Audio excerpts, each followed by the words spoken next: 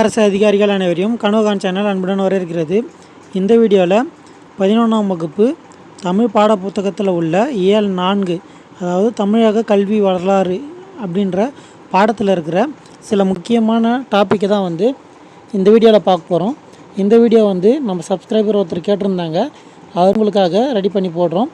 இதில் மொத்தம் சொல்லிக் கொடுக்குறவங்க 3 வகையாக பிரிச்சுருந்தாங்க. என்னென்னா கணக்காயர், ஆசிரியர், குறவர்.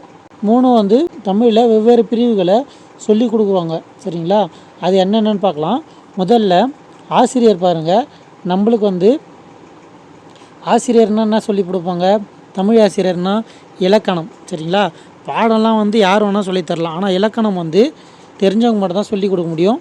அது ஆசிரியர். சரிங்களா? அடுத்து அதோட எடுத்துக்காட்டாக இருக்கிற இலக்கியம், அதாவது அந்த இலக்கணத்துக்கு இணையாக இருக்கிற இலக்கியம், பேர் இலக்கியங்களையும் சொல்லிக் கொடுக்குறவங்க தான் ஆசிரியர். ஓகேங்களா?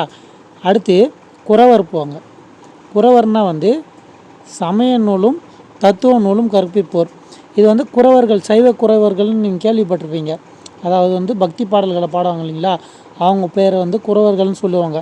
அதை வச்சு இது ஞாபகம் வச்சுக்கலாம். சமய நூல்களும் தத்துவ நூலும் கற்பிப்போர், அதை வச்சு இது ஞாபகம் வச்சுக்கலாம். அடுத்து கடைசியாக கணக்காயர்.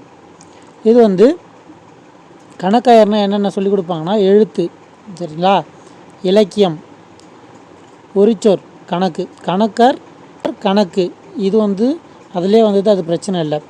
அதே எழுத்து, இலக்கியம், அதாவது இங்கே பாருங்கள், இதில் இலக்கணம் அதோட பேர் இலக்கியம். பேர் இலக்கியம் தான் ஆசிரியர் சொல்லித்தருவாங்க.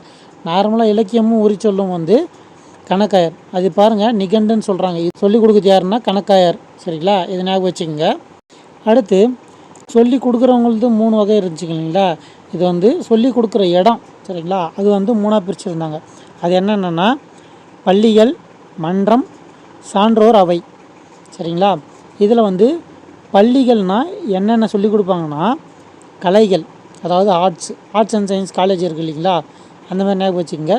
அடுத்து கல்வி கற்கிறதுக்கும் நம்ம பள்ளிக்கு தான் போவோம். சரிங்களா? அதை கற்பிக்கும் இடம்தான் பள்ளிகள். அடுத்து மன்றம்னா கற்ற வித்தைகளை அரங்கேற்றும் இடமாக திகழ்ந்தது. இப்போது நம்ம பட்டிமன்றம் சொல்லுவீங்களா, அதை நம்ம கற்றுக்கிறதுக்கு பள்ளிக்கு போய் கற்றுக்குவோம். அதாவது பேசுகிறதுக்கு அந்த இதுவெல்லாம் பள்ளிக்கு போய் கற்றுக்குவோம்.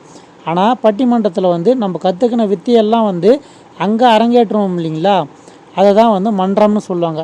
நல்லா பாருங்கள், கற்றுக்கிறதுக்கு பள்ளிகள், அதாவது கலைகள், கல்வி போன்றவற்றை கற்பிக்கும் இடம்தான் பள்ளிகள். மன்றம்னா என்னன்னா கற்ற வித்தையை அங்கே அரங்கேற்றுறது, எல்லோரும் முன்னாடியும் நம்ம கற்றுக்கின வித்தையை சொல்கிறது தான் மன்றம். சரிங்களா? அடுத்து சான்றோர் அவை. இது செயல்களை சீர்தூக்கி பார்க்கும் அவை. அதாவது சான்றோர் அவைலாம் பெரியோர்களுக்கு கூடி இருக்கிற அவைன்னு ஞாபகம் வச்சுக்கோங்க. அது நம்ம பண்ண செயல்களை உயர்ந்ததாக தாழ்ந்த, அதாவது நல்ல விஷயமா கெட்ட விஷயமானு சொல்கிற மாதிரி ஞாபகம் வச்சுங்க. அதை வச்சு சான்றோர்கள் அவைனா செயல்களை சீர்தூக்கி பார்க்கும் அவையாக இருந்ததுன்றத ஞாபகம் வச்சுக்கலாம். அடுத்து தமிழகத்தில் விடுதலைக்கு முன் கல்வி வளர்ச்சி, இதை தான் கேட்டிருந்தாங்க. முதல் 3 பார்க்கலாம். சரிங்களா? முதல்ல சென்னை ஆளுநர் சர் தாமஸ் மன்றோ ஆணைக்கிணங்க பொதுக்கல்வி வாரியம் தொடங்கப்பட்டது. இந்த பொதுக்கல்வி வாரியம் தொடங்கப்பட்டது இது ஞாபகம் வச்சுங்க. யாரால் பொதுக்கல்வி வாரியம் தொடங்கப்பட்டதுன்னு கேட்பாங்க. அது சர் தாமஸ் மன்றோ. சரிங்களா?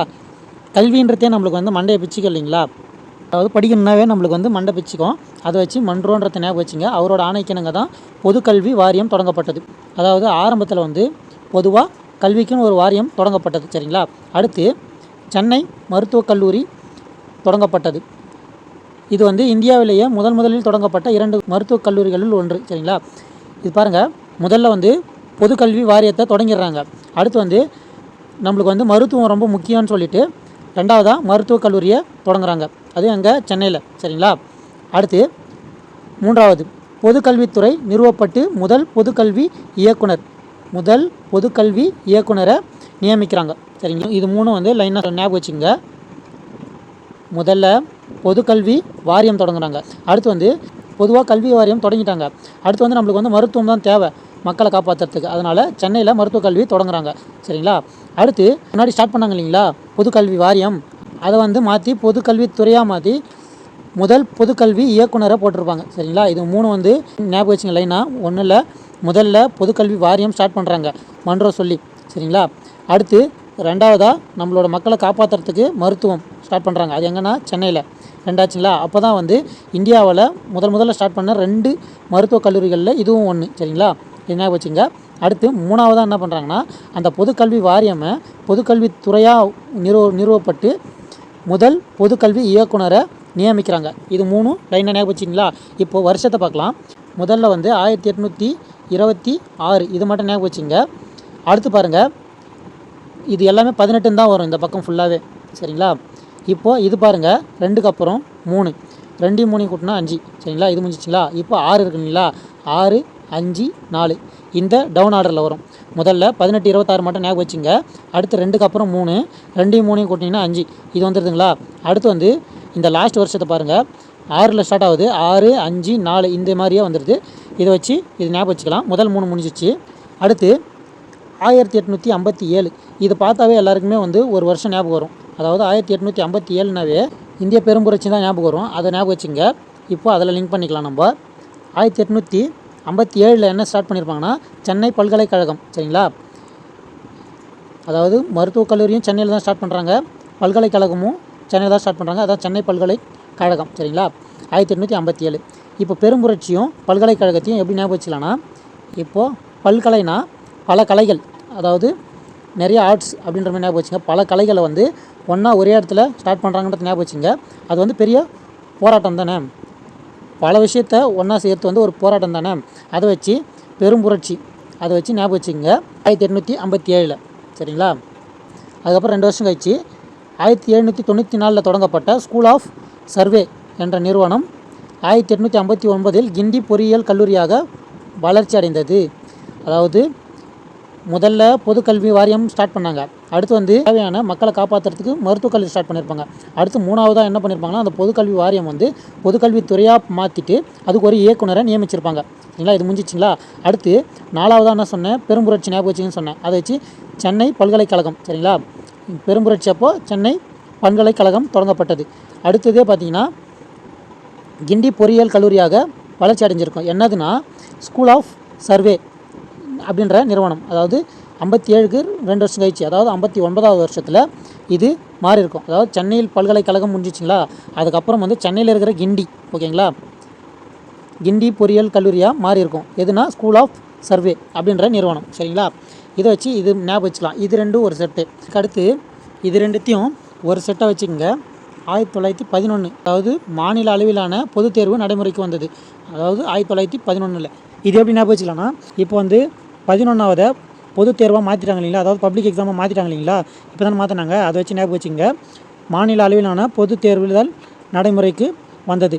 அதுக்கு முன்னாடி வருஷம் வந்து தமிழ்நாட்டில் இடைநிலை கல்வி வாரியம் தொடங்கப்பட்டது. இடைநிலைனா நம்ம 10th ஞாபகம் வச்சுங்க. அதை வச்சு தமிழ்நாடு இடைநிலை கல்வி வாரியம் தொடங்கப்பட்டதுன்றதை ஞாபகம் வச்சுக்கலாம். இப்போ ஒரு சின்ன ரீகேப்பில் சொல்கிறேன் பாருங்கள், ஈஸியாக புரியும். முதல்ல பொதுவாக ஒரு கல்வி வாரியம் தொடங்குறாங்க. சரிங்களா? அது வந்து 1826. இந்த வருஷத்தை மட்டும் பாருங்கள், 826ன்னு வருதுங்களா. அடுத்து வந்து 2க்கு அப்புறம் 3ன்னு வரும், 3க்கு அப்புறம் 5ன்னு வரும், 2 3 5ன்னு வரும். இங்கே 6 5 4 அப்படியே ரிவர்ஸில் வரும். சரிங்களா? இதை வச்சு ஃபஸ்ட்டு 3 வருஷத்தை ஞாபகம் வச்சுங்க. 3 வருஷத்தில் தொடங்கப்பட்ட விஷயம் என்னென்னா, முதல்ல வந்து பொதுவாக ஒரு கல்வி வாரியத்தை தொடங்குறாங்க. அடுத்து நம்மளை வந்து மக்களை காப்பாற்றுறதுக்கு முதல்ல வந்து மருத்துவம் ஸ்டார்ட் பண்ணிடலாம் அப்படின்னு சொல்லிட்டு 2வதாக ஸ்டார்ட் பண்ணுறாங்க. அது எங்கன்னா சென்னையில். சரிங்களா? அடுத்து 3வதாக என்ன பண்ணுறாங்கன்னா, பொதுக்கல்வி வாரியம்னு இருக்குது இல்லைங்களா, அதுக்கு பொதுக்கல்வித்துறையாக மாற்றி அதுக்கு வந்து முதல் பொதுக்கல்வி இயக்குனரை நியமிக்கிறாங்க. இது 3 முடிஞ்சிச்சிங்களா? அடுத்து வந்து 4வது வந்து பெரும்புரட்சி அப்போது பல்கலைக்கழகம் ஸ்டார்ட் பண்ணுறாங்க. அதாவது புரட்சினா கழகம், அதை வச்சு பல்கலைக்கழகம் அப்படின்றத ஞாபகம் வச்சுங்க. அது வந்து சென்னையில் ஸ்டார்ட் பண்ணுறாங்க அப்படின்னு ஞாபகம் வச்சுங்க. இது முடிஞ்சிச்சிங்களா? அடுத்து வந்து 2 வருஷம் கழிச்சு, அதாவது 59 1794 ஸ்டார்ட் பண்ண ஸ்கூல் ஆஃப் சர்வே. சரிங்களா? அதை வந்து கிண்டி பொறியியல் கல்லூரியாக வளர்ச்சி அடையுது. எப்படி ஞாபகம் வச்சுக்கலாம்னா, முதல்ல வந்து நம்மளுக்கு வந்து மருத்துவம் ஸ்டார்ட் பண்ணிட்டாங்க. அடுத்து ஆர்ட்ஸ் அண்ட் சயின்ஸும் ஸ்டார்ட் பண்ணிட்டாங்க.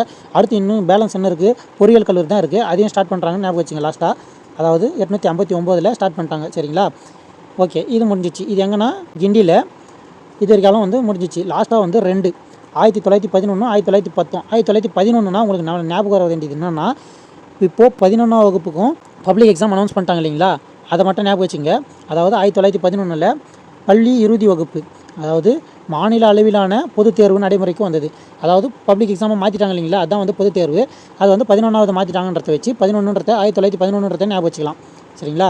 அடுத்து அதுக்கு முன்னாடி வருஷம், அதாவது நம்ம 11ஆவதுல பப்ளிக் எக்ஸாம் எழுதுகிறோம், அதுக்கு முன்னாடி வந்து 10ஆவதுலாம் இருக்கு இல்லைங்களா, அதுக்கு இடையில். சரிங்களா.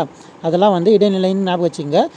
6th to 10th வந்து இடைநிலைன்னு ஞாபகம் வச்சுங்க. அதுக்கு முன்னாடி இருக்கு இல்லைங்களா 10th இடைநிலை கல்வி வாரியம் தொடங்கப்பட்டது அப்படின்றத அதை வச்சு ஞாபகம் வச்சுக்கலாம். இதுதான் வந்து இந்த டாப்பிக்கான ஷார்ட்கட்டு. இந்த ஷார்ட்கட் உங்களுக்கு பிடிச்சிருந்தா வீடியோவை லைக் பண்ணிக்கோங்க. உங்களுக்கு எந்த அளவுக்கு இந்த வீடியோ ஹெல்ப்ஃபுல்லாக இருக்குன்றத கமெண்ட்டில் சொல்லுங்கள். அப்போ தான் எனக்கு புரியும். இந்த வீடியோக்கான நிறைய குறைகள் எதனா இருந்துச்சுன்னா, எதனா இம்ப்ரூவ்மெண்ட் பண்ணணும்னா நீங்கள் சொல்லுங்கள். அப்போ தான் வந்து எனக்கு தெரியும் என்னென்ன இம்ப்ரூவ்மெண்ட் பண்ணணுன்றது.